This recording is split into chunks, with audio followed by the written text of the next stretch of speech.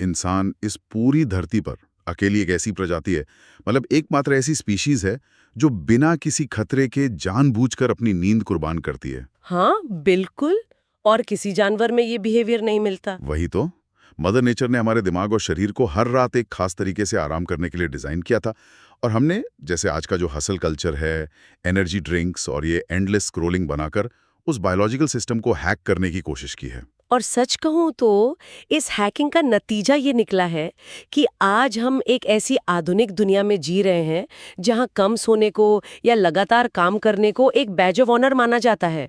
मतलब corporate level पर देख लीजिए या सोशल लेवल पर, नींद को अक्सर आलस का प्रतीक मान लिया गया है। सही बात है। लेकिन बायोलॉजी और साइंस के नजरिए से देखें तो ये एक बहुत भारी भूल है। तो आज की इस गहरी चर्चा का शुरुआती उद्देश्य यही है कि हम नींद को सिर्फ एक डेली रूटीन या थकन मिटाने का जरिया ना माने, बल्कि एक बायोलॉजिकल सुपर पावर के रूप में समझें। एकदम। हमारे आज के सोर्सेज में न्यूरोसाइंटिस्ट और स्लीप एक्सपर्ट मैथ्यू वॉकर का the diary of a CEO में दिया गया एक बहुत ही विस्तारित इंटरव्यू शामिल है। हमारा मिशन ये समझना है कि नींद आखिर इतनी जरूरी क्यों है, आधुनिक दुनिया इसके खिलाफ क्यों खड़ी है, और हम इस एलिक्सर ऑफ लाइफ को वापस कैसे पा सकते हैं।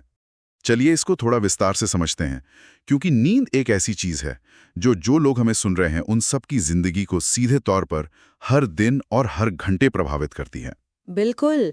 और अगर हम स्ट्रिक्टली एक एवोल्यूशनरी लेंस से देखें तो नींद मदर नेचर का इमोर्टैलिटी यानी अमर होने की दिशा में सबसे बेहतरीन और सफल प्रयास है। अमर होने की दिशा में? हाँ, क्योंकि शरीर का शायद ही कोई ऐसा हिस्सा या दिमाग का कोई ऐसा छोटा सा फंक्शन भी है जो अच्छी नींद से बेहतर ना होता हो या फिर नींद की कमी से बुरी तरह टूट ना जाता हो। अच्छा, लेकिन एक मिनट, अगर नींद सच में इतनी बड़ी सुपर पावर है, तो विकासवाद यानी एवोल्यूशन ने हमें सोते वक्त इतना असहाय, एकदम शिकार होने के लगभग कगार पर क्यों छोड़ दिया? ये बहुत ही वैलिड सवाल है। मेरा मतलब है, सोना एक तरह से किसी खतरनाक जंगली इलाके में अपने घर का मेन डोर पूरी रात खुला छोड़ देने जैसा है।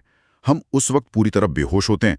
अगर ये इतना ही खतरनाक था हमारे पूर्वजों के लिए, तो नेचर ने एवोल्यूशन के दौरान इस प्रोसेस को हटाया क्यों नहीं? यहाँ जो सबसे हैरान करने वाली बात है वो ये है कि नेचर ने इस खतरे को कम करने के लिए बहुत चतुराई से अलग अलग स्पीशीज में नए हल निकाले। नेचर को पता था कि नींद इतनी जरूरी है कि इसको सिस्टम से हटाया ही नहीं जा सकता। तो उसने क्या किया? उसने सोते वक्त सुरक्षा के नए तरीके इजाद किए। उदाहरण के तौर पर कुछ जानवरों में हम यूनी हेमिस्फेरिक स्लीप देखते हैं। यूनी हेमिस्फेरिक मतलब आधा दिमाग। एग्जैक्टली। जैसे डॉल्फिन्स जब पानी के अंदर तैरती हैं तो उन्हें सांस लेने के लिए बार बार सतह पर आना पड़ता है। अगर वो पूरी तरह सो जाएंगे तो ऑब्वियसली डूब जाएंगे। Oh right. इसलिए वो अपने दिमाग का एक हिस्सा सुलाते हैं और दूसरा हिस्सा जगाए रखते हैं। पक्षियों के झुंड में भी बिल्कुल यही होता है। वेट, सच में पक्षी भी आधा दिमाग जगा के सोते हैं? हाँ, जो पक्षी डाली के किनारे पर बैठे होते हैं वो अपनी एक आंख खुली रखते हैं, दिमाग के एक हिस्से से सोते हैं, और जो बीच वाले पक्षी होते हैं वो दोनों आंखें बंद करके आराम से सोते हैं। झुंड का पूरा 360 डिग्री व्यू हमेशा बना रहता है। Mind blowing. लेकिन इंसान तो अपना आधा दिमाग जगाकर नहीं सो सकते। एक आंख खोलकर सोना हमारे सिस्टम में तो है नहीं। तो हमने एवोल्यूशन में खुद को कैसे बचाया जब हम पूरी तरह बेहोश होकर सोते हैं? इंसान शुरुआत से ही कबीले यानी ट्राइब्स में रहते आए हैं, इसलिए नेचर ने इंसानों में क्रोनोटाइप्स बनाए। क्रोनोटाइप्स जैसे मॉर्निंग पर्सन और नाइट आउल? हाँ बिल्कुल वही। कुछ लोग सुबह जल्दी उठने वाले मॉर्निंग टाइप्स होते हैं और कुछ रात को देर तक जगने वाले इवनिंग टाइप्स। और सबसे जरूरी बात, ये कोई आदत या चॉइस नहीं है। चॉइस नहीं है? पर लोग तो कहते हैं सुबह जल्दी उठने की आदत डालनी चाहिए। ये एकदम गलत है। ये इंसानी डीएनए में जेनेटिकली हार्ड कोडेड है। कम से कम 22 अलग अलग जीन्स इसमें शामिल हैं जो तय करते हैं कि किसी इंसान का क्रोनोटाइप आखिर क्या होगा। वेट, इसका मतलब अगर मेरा क्रोनोटाइप इवनिंग टाइप है और सोसाइटी का पूरा स्ट्रक्चर 9 to 5 का है, तो क्या ये मेरे खिलाफ एक तरह का बायोलॉजिकल डिस्क्रिमिनेशन नहीं है? मुझे लगता था कि रात में देर तक जगने वाले लोग बस सुबह उठने में आलसी होते हैं। ये पूरी तरह से एक सोसाइटल बायस है। सोसाइटी ने उन्हें आलसी का टैग दे दिया है। बायोलॉजी के हिसाब से देर रात तक जगने वाले कबीले के सबसे जरूरी पहरेदार थे। ओह, इंटरेस्टिंग। मैकेनिज्म कुछ इस तरह से काम करता था। कबीले के कुछ लोग रात के 9 बजे सो जाते थे और सुबह 5 बजे उठते थे, और दूसरे लोग रात को 2 बजे सोते थे और दिन में 10 बजे उठते थे। अच्छा, तो ओवरलैप हो गया। एग्जैक्टली इस चतुराई से पूरा कबीला एक साथ 8 घंटे के बजाय केवल 2-3 घंटे ही पूरी तरह असहाय रहता था। बाकी समय कोई ना कोई नेचुरल तौर पर जाग रहा होता था कबीले की रक्षा के लिए। वाओ, नीचे ने तो हमें ट्राइब्स में बचाने का पूरा इंतजाम कर दिया था, लेकिन आधुनिक कैपिटलिस्ट दुनिया ने एक नया खतरा और एक नया सिस्टम बना दिया है। यहाँ सबसे बड़ा सवाल जो मेरे दिमाग में आता है वो स्लीप डेट को लेकर है। स्लीप डेट, ये बहुत बड़ा इशू है आजकल। राइट। तो अगर लोग हफ्ते के 5 दिन लगातार कम सोते हैं, जैसे रोज सिर्फ 4-5 घंटे, तो क्या वो वीकेंड पर 10-12 घंटे की लंबी नींद लेकर अपना स्लीप डेट पूरा नहीं कर सकते? एक तरह का वीकेंड स्लीप बिंज करके बायोलॉजी को रीसेट नहीं किया जा सकता? ये सबसे आम और खतरनाक गलतफहमी है। नींद किसी बैंक अकाउंट की तरह काम नहीं करती, जहां आपने कर्ज लिया और बाद में एक साथ पैसे जमा करके चुका दिया। ऐसा नहीं होता। बिल्कुल नहीं। ये एक लोन पर लगने वाले कंपाउंड इंटरेस्ट यानी चक्रवृद्धि ब्याज की तरह है, जो हर दिन लगातार बढ़ता ही जाता है। बाप रे। जब लोग रोज लगातार नींद कम लेते हैं तो दिमाग और शरीर के सेलुलर लेवल पर जो नुकसान हो चुका होता है, उसकी पूरी भरपाई वीकेंड की एक लंबी नींद से नहीं हो सकती। शरीर उस डैमेज को रिकॉर्ड कर लेता है। यानी स्लीप डेट का ब्याज चुकाते चुकाते हमारी बायोलॉजी लिटरली दिवालिया हो जाती है। और इस बायोलॉजिकल दिवालियेपन को मॉडर्न कॉर्पोरेट दुनिया अक्सर पुश करती है। नेटफ्लिक्स के सीईओ ने एक बार यहां तक कहा था कि उनकी सबसे बड़ी जंग नींद के खिलाफ है। सच में? उन्होंने ऐसा कहा था? हाँ, कॉर्पोरेट दुनिया इसे प्रोडक्टिविटी का दुश्मन मानती है, पर सच्चाई इसके बिल्कुल उलट है। नींद की कमी से इकोनॉमी और देशों की जीडीपी को भयानक नुकसान होता है। कैसे? उदाहरण के लिए सिर्फ अमेरिका में इनसफिशिएंट स्लीप की वजह से हर साल लगभग $411 बिलियन का नुकसान होता है। 411 बिलियन सिर्फ नींद की कमी से? हाँ, लोग सिक डेज ज्यादा लेते हैं, फोकस लूज करते हैं, गलतियां करते हैं, और इन सब में जो सबसे जानलेवा चीज निकल कर आती है वो है ड्राइविंग के दौरान आने वाली माइक्रो स्लीप्स। माइक्रो स्लीप्स, वो जो अचानक से 1 सेकंड के लिए झपकी आ जाती है गाड़ी चलाते हुए? हाँ, और ये 1 या 2 सेकंड का ब्लैकआउट पूरी तरह से दिमाग के ऑफलाइन होने का सिग्नल है। इंसान की आंखें खुली भी रह सकती हैं इस दौरान। आंखें खुली रहती हैं पर दिमाग बंद? बिल्कुल। अगर कोई हाईवे पर 60 माइल्स पर आवर की रफ्तार पर गाड़ी चला रहा है और 2 सेकंड की माइक्रो स्लीप आ जाए, तो उस 2 सेकंड में गाड़ी लगभग 170 फीट बिना किसी स्टीयरिंग इनपुट के आगे निकल जाती है। Oh my God, 170 feet! वो गाड़ी अचानक एक 2 टन के बिना कंट्रोल वाले मिसाइल में बदल जाती है। ये उतना ही खतरनाक है जितना बेहोश होकर गाड़ी चलाना। तो इन सब का आखिर मतलब क्या है? नींद हमारी सुरक्षा और इकोनॉमी के लिए तो जरूरी है, पर फिजिकली दिमाग के अंदर रात में ऐसा क्या हो रहा है जिसकी वजह से नींद की कमी इतनी तबाहकुन है? दिमाग आखिर रात में करता क्या है? नींद का दिमाग की बीमारियों से क्या कनेक्शन है?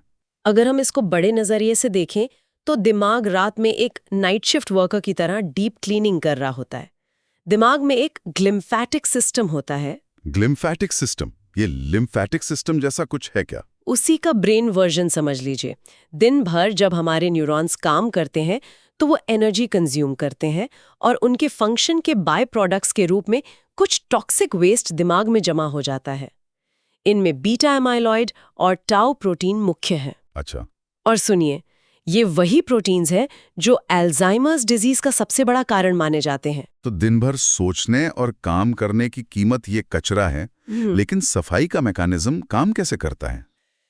जब लोग डीप स्लीप यानी सबसे गहरी नींद में होते हैं, तब ये ग्लिम्फेटिक सिस्टम हाई गियर में चला जाता है। दिमाग के सेल्स का साइज नेचुरली थोड़ा छोटा हो जाता है और उनके बीच की जगह लगभग 60% तक बढ़ जाती है। सेल श्रिंक हो जाते हैं? हाँ, फिर दिमाग का स्पाइनल फ्लूइड एक प्रेशर वॉश की तरह उन सेल्स के बीच से गुजरता है और उन अल्जाइमर्स वाले टॉक्सिक प्रोटीन्स को धोकर दिमाग से बाहर निकाल देता है। Wow, pressure washing? बिल्कुल। और अगर डीप स्लीप नहीं मिल रही तो वो पावर क्लेंजिंग सिस्टम ऑन ही नहीं होता और टॉक्सिन्स हर रात जमा होते रहते हैं। ये तो हुई डीप स्लीप की बात, जहां अल्जाइमर्स से बचाव और दिमाग की वॉशिंग चल रही है। लेकिन दिमाग सपने भी तो देखता है, उनका क्या फंक्शन है? या दिमाग बस खुद को एंटरटेन करने के लिए अजीब कहानियां बनाता है? सपने एंटरटेन करने के लिए बिल्कुल नहीं होते। सपने आम तौर पर REM स्लीप यानी रैपिड आई मूवमेंट स्लीप के दौरान आते हैं और इनके 2 बहुत बड़े बायोलॉजिकल फंक्शंस हैं। पहला है इंफॉर्मेशनल एल्केमी। एल्केमी? जैसे जादू? एक तरह से जब इंसान REM स्लीप में होता है तो दिमाग दिन भर की नई जानकारियों को उठाता है और उन्हें हमारी पुरानी यादों के ढेर के साथ टकराता है। वो नए कनेक्शंस बनाता है। इसलिए जब कोई प्रॉब्लम समझ नहीं आ रही होती, जिसे हम आम भाषा में कहते हैं स्लीप ऑन अ प्रॉब्लम। हाँ, सोकर उठने पर सोल्यूशन मिल जाता है। एग्जैक्टली ये दिमाग का एक केमिकल जादू है, जहां वो रात भर उस पजल के पीसेस को अलग अलग तरह से जोड़कर नया क्रिएटिव सोल्यूशन निकालता है। और दूसरा बड़ा फायदा, जिसे नींद की ओवरनाइट थेरेपी कहा गया है, उसका मैकेनिज्म क्या है? क्योंकि अगर दिन में कुछ बहुत ट्रॉमेटिक हुआ है तो उसकी मेमोरी तो अगले दिन भी रहेगी ही। मेमोरी रहती है, लेकिन उस मेमोरी के साथ जुड़ा हुआ इमोशनल रिएक्शन बदल जाता है। जब कुछ ट्रॉमेटिक या बुरा होता है तो उसके साथ एक भारी स्ट्रेस हार्मोन रिलीज होता है। अच्छा। REM स्लीप का काम है उस बुरी याद से, उस कड़वे जज्बात को, उस बिटर इमोशनल रिंड को अलग कर देना। दिमाग रात में स्ट्रेस केमिकल्स के लेवल को पूरी तरह बंद कर देता है और उन यादों को सेफ्टी में दोबारा प्रोसेस करता है। तो इसलिए अगले दिन वो हंटना इतनी बुरी नहीं लगती? सही पकड़े हैं। घटना याद तो रहती है, लेकिन उसको सोचकर दिमाग हाइपर रिएक्ट नहीं करता या पैनिक नहीं होता। नींद हमारी मेंटल स्टेबिलिटी के लिए फर्स्ट एड का काम करती है। दिमाग के अंदर टॉक्सिक वॉशिंग और ओवरनाइट इमोशनल थेरेपी दोनों एक साथ चल रही हैं। ये सच में एक बायोलॉजिकल मिरेकल लगता है।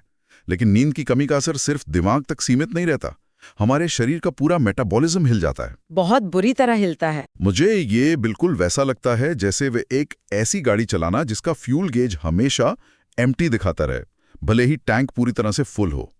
नींद की कमी और वजन बढ़ने का आखिर क्या सीधा मैकेनिज्म है? आपका फ्यूल गेज वाला एग्जाम्पल बहुत सटीक है, क्योंकि एंडोक्रिनोलॉजी यानी हार्मोन्स बिल्कुल वैसे ही बिहेव करते हैं। दिमाग हमारी भूख को दो मुख्य हार्मोन्स के जरिए कंट्रोल करता है। लेप्टिन, जो सिग्नल देता है कि पेट भर गया है और अब खाना रोक देना चाहिए। ओके, लेप्टिन रोकता है। और दूसरा है ग्रेलिन, जो भूख लगने का सिग्नल देता है। जब नींद पूरी नहीं होती तो लेप्टिन का लेवल 18% तक गिर जाता है, यानी पेट भरे होने का सिग्नल दिमाग तक पहुंचता ही नहीं। तो दिमाग को लगता है हम भूखे हैं। हाँ, और दूसरी तरफ ग्रेलिन 28% बढ़ जाता है, जो लगातार भूख और एम्प्टी टैंक का एहसास कराता है। एक तरफ दिमाग ने ब्रेक फेल कर दिए और दूसरी तरफ एक्सेलरेटर पर ईट रख दी। पर एक बात बताइए, लोग जब थके हुए होते हैं तो हेल्दी खाने की क्रेविंग क्यों नहीं होती? दिमाग हमेशा जंक फूड की तरफ ही क्यों भागता है? क्योंकि नींद की कमी से दिमाग के हिडोनिक सेंटर्स यानी इमोशनल रिवॉर्ड सेंटर्स बहुत ज्यादा ओवर एक्टिव हो जाते हैं। उस थकन को मिटाने के लिए दिमाग में एंडोकैनाबिनॉइड्स नाम के केमिकल्स 20% तक बढ़ जाते हैं। एंडोकैनाबिनॉइड्स, ये वर्ड सुना सुना लग रहा है। ये वही सेम केमिकल्स हैं जो मैरिजुआना या कैनबिस लेने के बाद भूख को बढ़ाते हैं, जिसे आम भाषा में द मंचीज कहा जाता है। हो, तो lack of sleep natural munchies दे रही है। बिल्कुल, और इसी मैकेनिज्म की वजह से लोग पिज्जा, पास्ता, मीठा और हेवी कार्बोहाइड्रेट्स खाना ज्यादा पसंद करते हैं जब वो थके होते हैं। तो इसका सीधा सा मतलब है कि अगर कोई पूरी तरह डाइट पर फोकस कर रहा है, जिम जा रहा है, मेहनत से वर्कआउट कर रहा है, लेकिन ठीक से सो नहीं रहा, तो उसकी सारी मेहनत वेस्ट हो रही है। सबसे डरा देने वाली बात यही है, अगर कोई लो कैलोरी डाइट पर है लेकिन नींद पूरी नहीं हो रही, तो उनका वजन तो स्केल पर शायद कम दिखेगा, पर उस वजन में से 60% हिस्सा मसल मास यानी मांसपेशियों का होगा, फैट का नहीं। 60% मसल लॉस, ये तो डिजास्टर है ना? शरीर को लगता है कि नींद ना आने की वजह से कोई इमरजेंसी आने वाली है, तो वो फैट को बचाकर रखता है और मसल्स को जला देता है। फिटनेस के नजरिए से ये सबसे वर्स्ट केस सिनेरियो है। ये तो फिजिकली एकदम काउंटर प्रोडक्टिव हो गया। अगर रात की नींद लगातार पूरी नहीं हो रही है, तो क्या दिन में नैप्स यानी थोड़ी देर की झपकी इस नुकसान को रिवर्स कर सकती हैं? नैप्स काफी असरदार हो सकती हैं अगर उन्हें बायोलॉजिकल रूल्स के हिसाब से लिया जाए। इसका सबसे बड़ा अप्रमाणित उदाहरण नासा नैप्स है। नासा एस्ट्रोनॉट्स के लिए? हाँ, नासा ने अपने एस्ट्रोनॉट्स पर एक लंबी स्टडी की थी और पाया कि अगर एस्ट्रोनॉट्स दिन में एक छोटी नैप लेते हैं तो उनकी कॉम्प्लेक्स टास्क सॉल्व करने की प्रोडक्टिविटी 34% और फोकस और अलर्टनेस लगभग 50% बढ़ जाती है। लेकिन उन्होंने नैप की एक स्ट्रिक्ट टाइम लिमिट भी सेट की थी। वो क्या थी? किसी भी हालत में 20 मिनट से ज्यादा नहीं। सिर्फ 20 मिनट? हाँ। क्यों? दिमाग 40 मिनट या 1 घंटे में और ज़्यादा अच्छी तरह रिफ्रेश क्यों नहीं होता? इसका मैकेनिज्म ये है कि पहले 20 मिनट में इंसान लाइट स्लीप में होता है, जहां से उठना आसान होता है। जैसे ही 20 मिनट क्रॉस होते हैं, दिमाग डीप स्लीप फेज में उतर जाता है। अच्छा, जहाँ वो सफाई शुरू होती है। हाँ, और अगर कोई डीप स्लीप के बीच में अचानक उठ जाए, तो दिमाग स्विच ऑन होने के लिए तैयार नहीं होता। इसे स्लीप इनर्शिया या स्लीप हैंगओवर कहते हैं। जगने के बाद अगले 1 घंटे तक इंसान और भी ज्यादा थका हुआ, ग्रॉगी और कंफ्यूज्ड महसूस करता है। ये मेरे साथ हुआ है। लंबा सोने के बाद उठना और मुश्किल लगता है। और एक सबसे जरूरी चीज, अगर किसी को इंसोम्निया यानी रात को नींद ना आने की बीमारी है, तो उन्हें दिन में नैप लेने से बिल्कुल 100% बचना चाहिए। अगर नैप ले ली तो रात की नींद और खराब हो जाएगी, राइट? पर हमारे पास तो नींद खराब करने के वैसे ही बहुत सारे आधुनिक तरीके हैं जैसे कैफीन और कॉफी। हमारी सबसे प्यारी कॉफी। मुझे हमेशा ये उलझन होती है, दोपहर के 2 बजे पी गई कॉफी आधी रात की नींद को कैसे उड़ा सकती है? कैफीन का दिमाग पर असर मुझे वैसा लगता है जैसे गाड़ी के चेक इंजन लाइट पर टेप चिपका देना। प्रॉब्लम इंजन में वहीं रहती है, बस लाइट दिखना बंद हो जाती है और हमें लगता है सब ठीक है। इससे एक बहुत जरूरी सवाल खड़ा होता है कि कैफीन दिमाग के अंदर केमिकल रिसेप्टर्स के साथ आखिर काम कैसे करता है। दिन भर जब हम जागते हैं और काम करते हैं, दिमाग में एडेनोसिन नाम का एक स्लीपीनेस केमिकल जमा होता रहता है। Adenosine, okay. ये एडेनोसिन दिमाग को सिग्नल देता है कि भाई अब थकान हो रही है, सोने का वक्त करीब आ रहा है। अब मजेदार बात यह है कि कैफीन का मॉलिक्यूल बिल्कुल एडेनोसिन के जैसा दिखता है। एकदम डुप्लीकेट। हाँ, वो दिमाग में जाता और उन एडेनोसिन रिसेप्टर्स पर बैठकर उन्हें पूरी तरह ब्लॉक कर देता है। थकान वही है, दिमाग में एडेनोसिन बढ़ रहा है, लेकिन रिसेप्टर्स ब्लॉक होने की वजह से दिमाग तक वो सिग्नल नहीं पहुंच रहा। एकदम आपके उस चेक इंजन लाइट पर टेप लगाने की तरह। और दोपहर की कॉफी का टेप रात तक दिमाग में लगा रहता है, ऐसा कैसे? क्योंकि कैफीन का मेटाबॉलिज्म बहुत धीमा होता है। उसकी क्वार्टर लाइफ लगभग 10 से 12 घंटे होती है। इसका मतलब है कि अगर दोपहर 12 बजे किसी ने एक बड़ा कप कॉफी पिया, तो रात के 12 बजे तक उस कॉफी का 25% हिस्सा दिमाग में अभी भी एक्टिव है और उन रिसेप्टर को ब्लॉक कर रहा है। रात के 12 बजे तक? हाँ, और ये बचा हुआ कैफीन लोगों की डीप स्लीप को 15 से 30% तक कम कर देता है।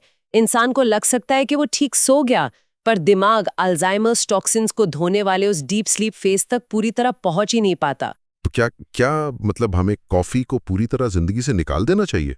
नहीं, कॉफी और कैफीन के फर्क को समझना जरूरी है।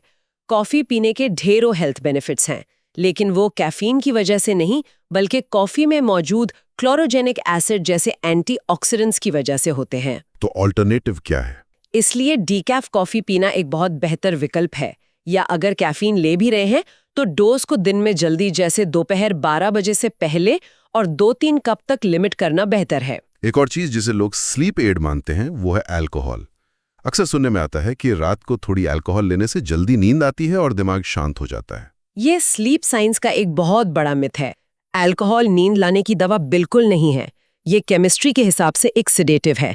ये दिमाग के कॉर्टेक्स को बेहोश यहीं सिडेट कर देता है, जो नेचुरल स्लीप बिल्कुल नहीं है। तो नुकसान क्या है इसका? बेहोश होकर ही सही, लोग सो तो रहे हैं। इसके 2 भारी नुकसान हैं। पहला, ये नींद को फ्रैगमेंट यानी तोड़ देता है। लोग रात भर में कई बार थोड़ी थोड़ी देर के लिए जगते हैं, भले ही उन्हें सुबह बिल्कुल याद ना रहे। इसलिए सुबह उठकर उन्हें लगातार थकान महसूस होती है। दूसरा, अल्कोहल रेम स्लीप को आने से पूरी तरह रोक देता है। वही जिसमें ओवरनाइट इमोशनल थेरेपी होती है? बिल्कुल, जिसके बिना इमोशनल थेरेपी वाला सिस्टम ऑन ही नहीं हो पाता और इंसान नेचुरली एंग्शियस फील करता है अगले दिन। कैफीन हो गया, अल्कोहल हो गया, और तीसरा सबसे बड़ा दुश्मन हमारे स्क्रीन्स। पूरा दिन लैपटॉप देखना और रात को बिस्तर में मोबाइल स्क्रॉल करना। ये फोन्स और इनकी ब्लू लाइट आखिर स्लीप को कितना डैमेज करती हैं? स्क्रीन्स की ब्लू लाइट और एलईडी रोशनी सीधे हमारे दिमाग के पीनियल ग्लैंड को इफेक्ट करती है। पीनियल ग्लैंड मेलेटोनिन बनाता है, एक हार्मोन जो अंधेरा होने पर निकलता है और दिमाग को बताता है कि रात हो गई है, सोने का वक्त हो गया है। तो स्क्रीन की लाइट इस प्रोसेस को रोक देती है? हाँ, जब रात को स्क्रीन्स देखी जाती हैं, तो उनकी रोशनी दिमाग को धोखा देकर सोचने पर मजबूर करती है कि अभी भी दिन निकल रहा है। एक बहुत फेमस स्टडी में पाया गया कि सोने से पहले 1 घंटा आईपैड पढ़ने से मेलेटोनिन का रिलीज 90 से 120 मिनट तक डिले हो गया। 2 घंटे का डिले सिर्फ 1 घंटा आईपैड देखने से। और बात सिर्फ रोशनी की नहीं है, स्क्रीन्स पर आने वाले अलर्ट्स, न्यूज़ और ईमेल्स दिमाग को एक हाइपर अलर्ट मोड में डाल देते हैं। ऐसे उत्तेजित दिमाग के साथ सोना लगभग नामुमकिन है। यहाँ पर बात सच में बहुत दिलचस्प हो जाती है, क्योंकि एक तरफ हमने स्क्रीन्स और कैफीन जैसी डेली आदतें पाली हैं और दूसरी तरफ रात के 2 बजे कोई छत को घूर रहा होता है और नींद ना आने की वजह से परेशान होता है। उस डेस्पिरेशन में लोग स्लीपिंग पिल्स की तरफ भागते हैं, पर जब एक्चुअली नींद आने का नाम ही ना ले रही हो तो उस वक्त के लिए क्या प्रैक्टिकल स्लीप हाइजीन तरीके हैं जो दिमाग को शांत कर सकें? सबसे पहली बात तो ये कि मेडिकल गाइडलाइंस अब स्लीपिंग पिल्स को पहला इलाज नहीं मानती हैं। Cognitive behavioural therapy for insomnia, जिसे CBTI कहते हैं, उसे सबसे बेहतर और लंबा चलने वाला इलाज माना जाता है। इस थेरेपी में होता क्या है? इसमें दिमाग की आदतों और स्लीप के साथ बने गलत एसोसिएशंस को रीप्रोग्राम किया जाता है, क्योंकि स्लीपिंग पिल्स तो बस अननेचुरल सिडेशन देती हैं, रूट कॉज को ठीक नहीं करती। तो इस रीप्रोग्रामिंग का हिस्सा बनने के लिए उस रात के 2 बजे के मोमेंट पर इंस्टेंटली क्या स्टेप्स लिए जा सकते हैं? सबसे असरदार टेक्निक है 30 मिनट का नियम। अगर 30 मिनट तक नींद नहीं आ रही तो बिस्तर छोड़ देना चाहिए। बिस्तर छोड़ देना चाहिए, पर लोग तो और जोर लगाते हैं सोने के लिए। वही सबसे बड़ी गलती है। किसी दूसरे कमरे में जाकर डिम लाइट में बैठना चाहिए और वापस बेड पर तभी आना चाहिए जब दिमाग को सच में नींद आने लगे। इसका मैकेनिज्म ये है कि दिमाग बहुत जल्दी एसोसिएशंस बनाता है। अगर कोई जागते हुए बिस्तर पर पड़ा रहे, करवटें बदलता रहे और फ्रस्ट्रेट हो, तो दिमाग बिस्तर को जागने वाली जगह या टेंशन की जगह मान लेता है। इस साइकिल को तुरंत तोड़ना जरूरी है। यानी बेड का मतलब सिर्फ नींद है, ओवरथिंकिंग नहीं। और फिजिकली एनवायरनमेंट में क्या बदलाव किए जा सकते हैं? अक्सर लोग नींद ना आने पर बार बार फोन की घड़ी देखते हैं। वो एक और भारी गलती है। कमरे में से घड़ियां यानी क्लॉक फेसेस हटा देनी चाहिए। रात के 2 बजे टाइम देखकर हिसाब लगाना कि यार अब सिर्फ 4 घंटे बचे हैं और कल ऑफिस जाना है, ये नर्वस सिस्टम में कॉर्टिसोल और एड्रेनलिन रिलीज करता है। Stress hormones. एग्जैक्टली, ये दिमाग को पैनिक मोड में डालता है, जिससे बची कुची नींद भी दूर भाग जाती है। दूसरी जरूरी चीज है कमरे का तापमान ठंडा रखना। लगभग 18.5 डिग्री सेल्सियस बेहतरीन माना जाता है। ठंडा क्यों? ब्लैंकेट्स में तो गर्मी लगती है। इसका रीजन ये है कि गहरी नींद में जाने के लिए हमारे शरीर का कोर टेम्परेचर लगभग 1 डिग्री गिरना जरूरी होता है। ठंडा कमरा इस प्रोसेस को नेचुरली ट्रिगर करता है। मैंने एक और तरीका आजमाया है दिमाग को शांत करने के लिए। जब मैं सो नहीं पाता तो मैं बिल्कुल डिटेल्ड पॉडकास्ट सुनता हूँ, जैसे किसी मर्डर मिस्ट्री या स्टोरी पॉडकास्ट को। ऐसा क्यों होता है कि जो चीज़ दिलचस्प होनी चाहिए वो दिमाग को सुला देती है? ये मैकेनिज्म दिमाग के बैंडविड्थ को घेरने पर आधारित है। जब हम सोने की कोशिश करते हैं और नींद नहीं आती तो दिमाग ओवरथिंक करने लगता है। पुरानी बातों और कल की चिंताओं को लेकर हाइपर एक्टिव हो जाता है। हाँ, कल की मीटिंग, ईमेल्स। सही कहा।